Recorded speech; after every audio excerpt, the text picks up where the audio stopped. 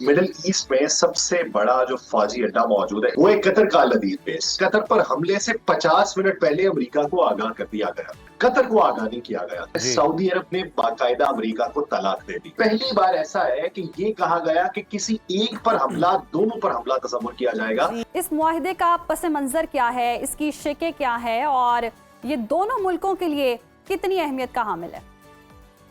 अच्छा मैम, बहुत शुक्रिया सबसे पहले तो मुझे इनवाइट करने के लिए। दूसरा, इसकी शिकें क्या हैं या इसका पस मंजर क्या है। शिकें तो मुस्तकबिल करीब में ही सामने आएंगी कि किन किन शोबों में ये दिफा का मुआहिदा किया गया है। लेकिन पस मंजर की अगर बात कर ली जाए, आप सबसे पहले ये देखिए कि मिडिल ईस्ट में सबसे बड़ा जो फौजी अड्डा मौजूद है इस वक्त जो फंक्शनल है वो एक कतर का लदीद बेस।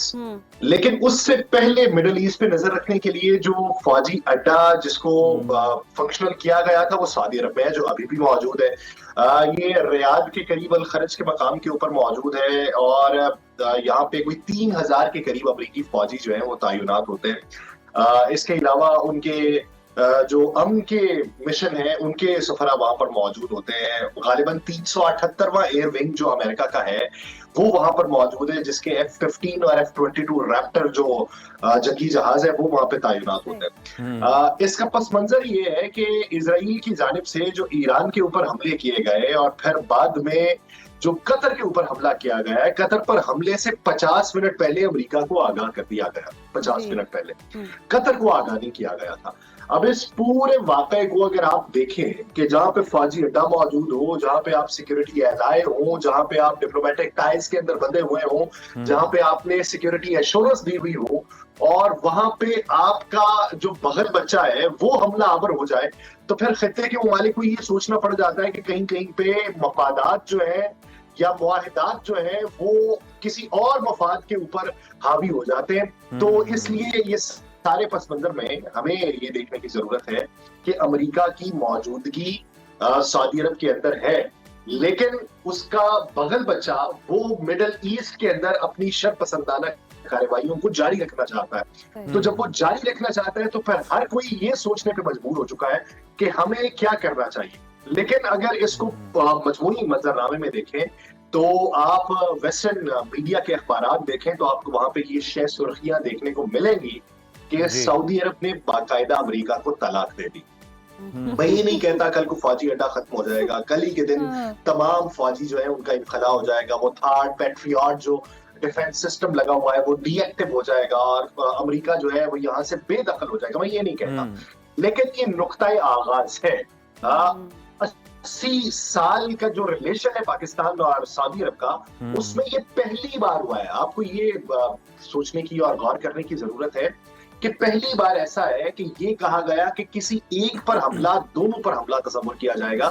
इससे पहले ये कहा जाता था हम बहुत अच्छे भाई हैं, हमारे बहुत अच्छे ताल्लुकात हैं, हमारी दोस्ती बहुत बुलंद है, बहुत मजबूत है, लेकिन ये नहीं था कि किसी एक पे किया गया हमला किसी दूसरे पे हमला तस्वुर। मगरबी ताकतें इस मुआहिदे पर क्या रिएक्ट कर रही हैं, क्या रद्द-ए-अमल आ रहा है, कितने मुस्बत हैं या कहीं ना कहीं तशवीश पाई जा रही है? मैंने जिस तरह पहले जिक्र किया कि आप मगरबी अखबारात को देख लीजिए तो वहां पे ये बात है कि इस अहद में इस तरह का कोई मुआहिदा हो जाना एक बहुत बड़ी बात है। और वहां पे बाकायदा तौर पे जब ये कह दिया जाए कि अमेरिका को सऊदी अरब ने तलाक दे दी है तो ये कोई छोटी बात नहीं है। और फिर जब पाकिस्तान के बारे में वहां पे ये बातें हों कि एक नया स्ट्रेटेजिक प्लेयर उभर के सामने आ रहा है कि आप अपने हमसाया में देख लें, आप मगरिब को छोड़े, पहले उनकी फिक्र करें जिनकी बात पहले उजैर भी कर रहे थे कि सबसे ज्यादा जो खतरा है या वावेला मचाया हुआ है वो तो भारत ने मचाया हुआ है।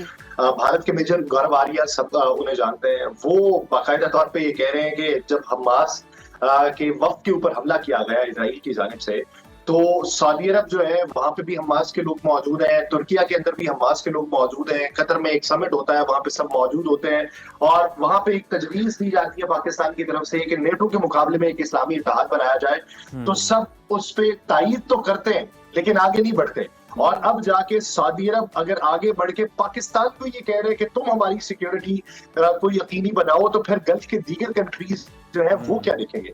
आप इसको माशी पैराई के अंदर अगर देखें तो जीसीसी पे जो है होल्ड सऊदी अरब का है, सऊदी अरब उसमें डोमिनेंट है।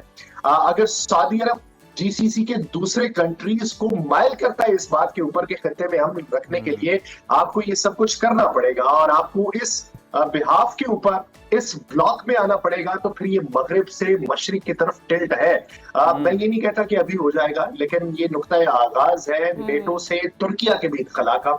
मुमकिनात में से है कि तुर्किया जो है वो नेटो से इनखला को मुमकिन बना ले, लेकिन अभी नहीं, कुछ वर्षों बाद ही मुमकिन हो सकता है। मिडिल ईस्ट की कंट्रीज को अगर देखें तो यूएई के ऊपर इबाम है, क्योंकि यूएई के ताल्लुकात और तरह के हैं, भारत से भी और इजराइल से भी। लेकिन कुवैत, ओमान, कतर और जो और ममालिक हैं मिडिल ईस्ट के, उनका झुकाव इस ब्लॉक की तरफ हो सकता है और कहीं ना कहीं पे ये मगरिब के लिए तशवीश की बात भी हो सकती है और कहीं ना कहीं पे ये मगरिब को खामोश करने की तरगीब भी हो सकती है, क्योंकि इन ममालिक के ट्रिलियन ऑफ डॉलर्स जो है वो इन्वेस्ट है मगरिब के अंदर। तो एक मुल्क से आप अपनी बात करें या एक मुल्क के आप खिलाफ हो जाए, वो फिर मुमकिन नहीं हो पाएगा। और मिडिल ईस्ट के ऐसे बड़े कंट्रीज के खिलाफ जहाँ पे बायलैटरल ट्रेड भी आपकी चल रही हो, जहाँ से आपको तेल भी मिल रहा हो, क्योंकि तेल में सबसे बड़ा बायर सऊदी अरब का जो है वो चाइना है अभी भी।